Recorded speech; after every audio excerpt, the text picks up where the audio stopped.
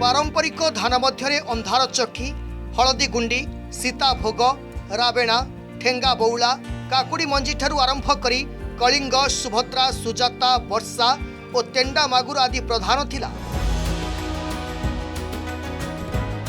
एथि मध्यरु केतेक धान 3 फुट पानी रे रही मध्य उत्तम अमल हेउथिबा बेले खालुआ जमी पई अन्नपूर्णा बेस उपयोगी थिला।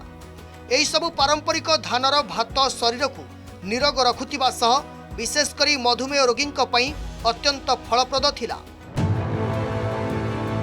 सेहीपरि आगरु केवल पारंपरिक गोबर खत व्यवहार करी चाष करा जाउथिला, किंतु एबे रासायनिक सार प्रयोग द्वारा माटी विषाक्त होई जाइथिबा चाषी माने कहिसंती। जो आगे जो आम धान आणुलु पुराणा धान से कौन देहर क्षति होना। वर्तमान जो सरकार जो दौरान विहन कि सार माटी विषाक्त मनीष विषाक्त आज्ञा आमको जैविक सार दि जाऊ भल विहन दि जाऊ। जो पुराणा धान आम समस्त चाषी भी झुरुचु जो नुआ धान सब दिया प्रत्येक सोसाइटी प्रत्येक ब्लॉक को से विषाक्त हो जाऊँगी। धान बर्तमान मिलने जो बिना सार होता से स्वास्थ्य पक्षे पूरा हितकर था। से जहाँ खत माटी लगे करा वर्तमान जो खाली रासायनिक सार बिकी वर्तमान जो विहन दौरान से सबुठू मारात्मक एवं देह खराब होची। पुराना विहन सब बुड़ीगला पिंपरीवास कला जीरा ये विहन सब एरिया रे मिलूनी से भल खीरी होता भल भल जो अरुआ अन्न होता। एबे जो नुआ धान सब बाहर इतने सार पड़ुची से धान रे सार पड़ नाला। वर्तमान सरकार अधिक अमल उपरे गुरुत्व देउथिबारु चाषी माने पूजा सारला सीआर 1018 MPU 7029 स्वर्ण सब 1 CRI 001 MTU 1318 कला चंपा MTU 161 और MTU 1075 भली नूतन विहन व्यवहार करुछंती। तेणु पुराणा कालिया धान विहन कमिबारे लागिछि।